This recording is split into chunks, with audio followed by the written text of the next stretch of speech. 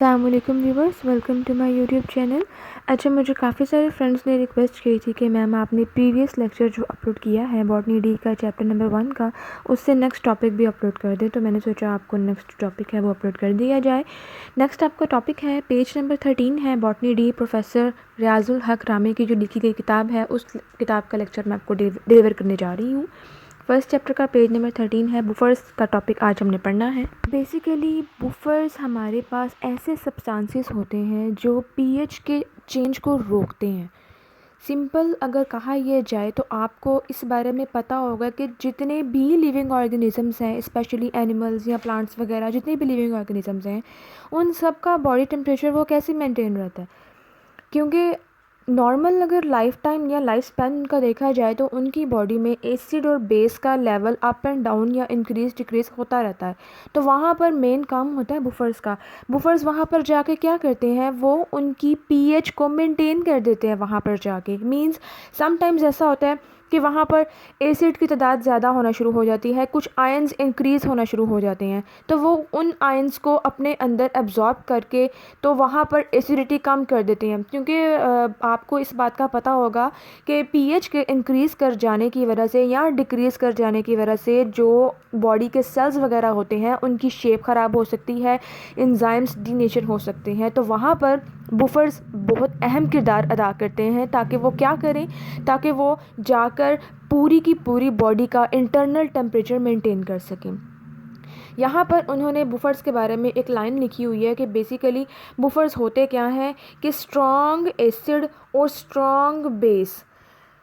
अगर मैं आपको इनके बारे में थोड़ा सा रिव्यू कर दूं तो स्ट्रॉन्ग एसिड या स्ट्रॉन्ग बेस अगर किसी भी ऑर्गेनिज्म की बॉडी में एंटर होना शुरू हो जाए या प्रोड्यूस होना शुरू हो जाए तो वहाँ पे सेल्स की डेथ होना स्टार्ट हो जाती है। और ज़रा सा भी चेंज अगर पीएच में आ जाए तो उसकी वजह से सेल्स की डिस्ट्रक्शन स्टार्ट हो जाती है। और इसीलिए नेचुरली हमारी बॉडी में कुछ ऐसे वीक एसिड्स होते हैं जो स्ट्रॉन्ग बेसिस के साथ कंबाइन हो जाते हैं और कंबाइन होकर हमारी बॉडी के बैलेंस को मेंटेन कर रहे होते हैं। उसके अलावा हम ये भी कह सकते हैं कभी कभी वीक एसिड स्ट्रॉन्ग बेस के साथ कंबाइन कर जाते हैं या स्ट्रॉन्ग एसिड वीक बेस के साथ कंबाइन कर जाते हैं और बुफर्स कहलाते हैं।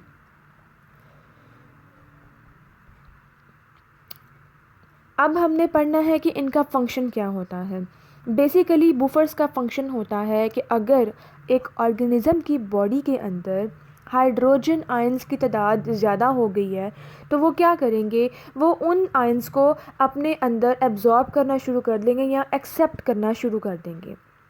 मीन्स टू से अगर किसी जगह पर एसिडिटी इंक्रीज़ होना शुरू हो गई है तो वो उसको डिक्रीज़ करने के लिए, लेवल को मेंटेन करने के लिए हाइड्रोजन आयंस को अपने अंदर एक्सेप्ट कर लेंगे या अपने अंदर एब्जॉर्ब कर लेंगे।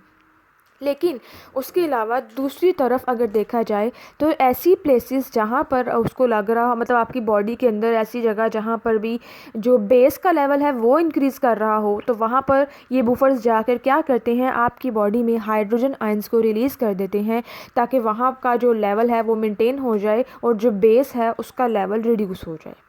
ठीक है।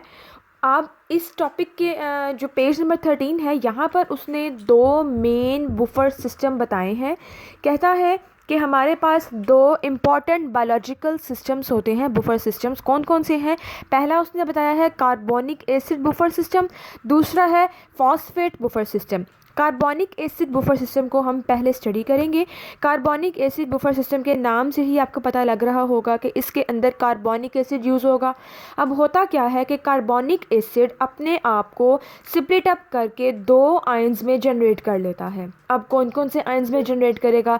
कार्बोनिक एसिड है तो सिंपल सी बात है, जो इससे आगे से स्प्लिटिंग होगी, जो आयंस बनेंगे वो बाइकार्बोनेट आयंस बनेंगे। होता ये है कि अब यहाँ पर H2CO3 कार्बोनिक एसिड का जनरल फार्मूला हमारे पास H2CO3 होता है। जब वो स्प्लिटिंग अप होती है तो हमारे पास हाइड्रोजन के आयंस और HCO3 के आयंस हमारे पास बन जाते हैं। यानी हाइड्रोजन आयंस और कार्बोनेट आयंस हमारे पास रिलीज़ हो जाते हैं। पर इसका काम भी बेसिकली यही होता है कि जहाँ पर ये देखता है कि हाइड्रोजन अगर सिस्टम के अंदर हाइड्रोजन आयंस की तादाद ज़्यादा हो गई है तो वहाँ पर हाइड्रोजन आयंस को ये अपने अंदर एब्जॉर्ब करके तो उन्हें कार्बोनिक एसिड में कन्वर्ट कर देता है। या सिंपल मैं अगर आपसे कहूँ तो रिएक्शन जो है हमारे पास, मैंने इस रिएक्शन के दरमियान डबल एरो शो करवाया है। डबल एरो का मतलब है कि ये रिएक्शन रिवर्सिबल भी है, यानी फॉरवर्ड भी हो सकता है और रिवर्स भी हो सकता है। तो अगर मैं यहाँ पे जो मैंने आपसे पहले बात कही है कि अगर हाइड्रोजन आयंस इंक्रीज़ कर जाएँ तो उस टाइम पे क्या होगा। हाइड्रोजन आयंस अगर इंक्रीज़ कर जाएँ तो उस टाइम पे बाइकार्बोनेट आयंस अपने अंदर हाइड्रोजन आयंस को एब्जॉर्ब कर लेंगे या उन्हें एक्सेप्ट कर लेंगे और दोबारा से उन्हें कार्बोनिक एसिड में कन्वर्ट कर देंगे, यानी रिएक्शन जो है वो रिवर्स हो जाएगा। ठीक है। और जहाँ पर वो देखेगा कि हाइड्रोजन आयंस की कमी हो गई है तो वहाँ पर वो क्या करेंगे, कार्बोनिक एसिड जो है वहाँ पर टूटना शुरू हो जाएगा, सेपरेटिंग अप शुरू हो जाएगी उसकी, और वहाँ पे वो हाइड्रोजन आयंस को रिलीज़ कर देगा, यानी फॉरवर्ड रिएक्शन टेक प्लेस होगा। क्लियर है। इस पैराग्राफ में बेसिकली उसने यही लिखा हुआ है कि जहाँ जहाँ पर हाइड्रोजन आयंस की ज़रूरत होगी वहाँ पर उनको रिलीज़ कर दिया जाएगा और जहाँ पर नहीं होगी वहाँ पे उसको एक्सेप्ट कर लिया जाएगा और पीएच के लेवल को मेंटेन कर लिया जाएगा। इसीलिए इनको हम कार्बोनिक एसिड बुफर भी कहते हैं। नेक्स्ट हमारा टॉपिक है phosphate buffer system. Phosphate buffer system जैसे हमने पिछले पढ़ा ना, कार्बोनिक एसिड बुफर, जिस तरह कार्बोनिक एसिड ने अपने आप को 2 आयंस में सेपरेट अप किया है, बिल्कुल वैसे ही फॉस्फेट बुफर सिस्टम भी अपने आप को 2 आयंस में सेपरेट अप कर लेता है। लेकिन यहाँ पर ज़रा सा डिफरेंस है और वो डिफरेंस ये है कि फॉस्फेट बुफर सिस्टम जो है उसमें जो 2 आयंस बनते हैं उनके नेम का फ़र्क है बस। पहला उसने बताया है डाई हाइड्रोजन फॉस्फेट आयन, दूसरा उसने बताया है hydrogen phosphate ion. Di hydrogen क्यों कहा है, क्योंकि उसमें हाइड्रोजन हमारे पास 2 मौजूद होती हैं। और अगर आपको ऑलरेडी इस चीज़ का पता होगा कि जहाँ पर हाइड्रोजन की अमाउंट ऑलरेडी ज़्यादा है तो वो हाइड्रोजन को डोनेट करेगा, और जो मॉलिक्यूल, जो सब्सटेंस, जो केमिकल हाइड्रोजन आयंस को डोनेट कर रहा हो उसे आप एसिड के तौर पर पढ़ते हैं। ये आपको ऑलरेडी इस चीज़ का पता होगा। तो हम ये कह सकते हैं कि डाई हाइड्रोजन फॉस्फेट आयंस जो हैं वो एसिड के तौर पर रिएक्ट करेंगे, जबकि हाइड्रोजन फॉस्फेट आयंस के पास ऑलरेडी एक ऑक्सीजन है तो वो क्या करेंगे, वो एक्सेप्ट कर लेंगे। मीन्स टू से ऐसे मॉलिक्यूल्स जो हाइड्रोजन आयंस को एक्सेप्ट करें उन्हें हम बेस कहते हैं। यहाँ पर आपका इनका I hope so concept clear हो गया होगा, डाई हाइड्रोजन फॉस्फेट आयंस का और हाइड्रोजन फॉस्फेट आयंस का। अब इसमें भी सेम वही चीज़ है जो हमने पहले ऊपर कार्बोनिक एसिड में पढ़ी है। मीन्स टू से कि इसमें भी हमारे पास सबसे पहले जो फॉस्फेट आयन है, ठीक है, वो अपने आप को तोड़कर तो हमारे पास हाइड्रोजन आयंस में कन्वर्ट करेगा और उसके अलावा जो साथ हमारे पास उसने दूसरे आयन दिए हैं बाई फॉस्फेट ग्रुप्स।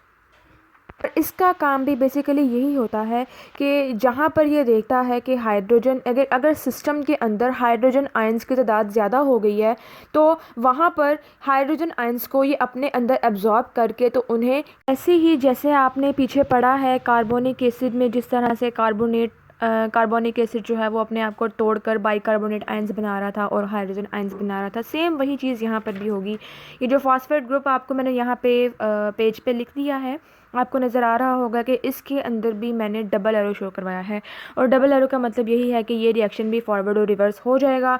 मींस जहाँ पर हाइड्रोजन आयंस की तादाद ज़्यादा हो जाएगी तो ये हाइड्रोजन आयंस को एक्सेप्ट कर लेंगे और दोबारा से उसको फॉस्फेट आयन में कन्वर्ट कर देंगे। लेकिन जहाँ पर उसकी तादाद, हाइड्रोजन आयंस की तादाद कम हो जाएगी, वहाँ पर ये हाइड्रोजन आयंस को रिलीज़ कर देंगे। वैल्यू दे दी है, कहता है कि मैं अगर यहाँ पर इस पूरी की पूरी जो पूरे का पूरा रिएक्शन है उसको इक्विलिब्रियम कांस्टेंट के बराबर कर दूं तो वो हमारे पास कैसे आएगा। कहता है जो इक्विलिब्रियम कांस्टेंट है वो Ka के बराबर है। और आपने ऑलरेडी ये पहले पढ़ा हुआ है कि जब भी हम इक्विलिब्रियम कांस्टेंट के इक्वल किसी चीज़ को करते हैं तो हम ऊपर प्रोडक्ट्स को रखते हैं और नीचे रिएक्टेंट्स को रखते हैं।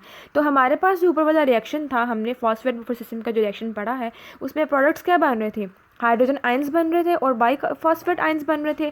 हम उनको ऊपर राइट कर देंगे और नीचे हम जो है अपना जो रिएक्टेंट है उसे राइट कर देंगे। अब यहाँ पर उसने एक और चीज़ बुक पे राइट कर दी है जिसे मैंने पेज पे क्लियर कर दिया है। बोला उसने ये है कि अगर फ़र्ज़ करो हमारे पास हाइड्रोजन आयंस की तादाद हमें मालूम करनी है तो हम उस टाइम पे क्या करेंगे। सिंपल सी वैल्यू है, हाइड्रोजन यहाँ पर मल्टीप्लाई हो रहा था तो वो दूसरे भी चला जाएगा और उसकी जगह पे हम वहाँ पर इक्विलिब्रियम कांस्टेंट को राइट डाउन कर लेंगे। या अगर आप लोगों को मैथ्स के रूल्स फॉलो या उनके मैथ्स के बारे में कुछ रूल्स का थोड़ा बहुत आइडिया है तो आपको इस चीज़ की भी समझ आ जाएगी कि कैसे इक्विलिब्रियम कांस्टेंट जो है वो इस साइड पे आया है, ठीक है।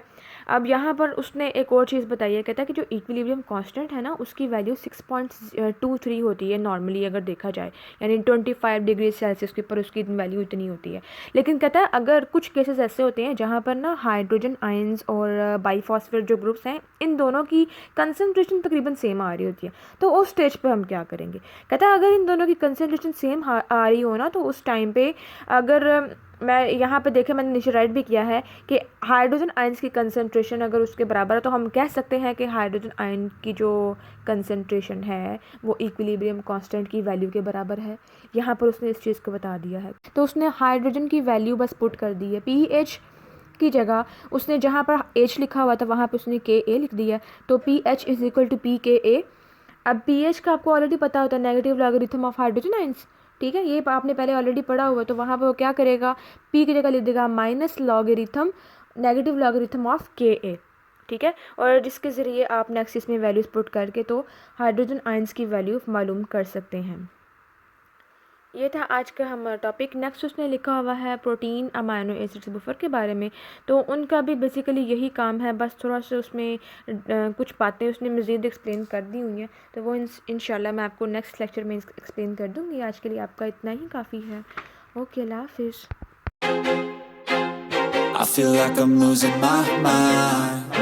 Is everybody in the world blind?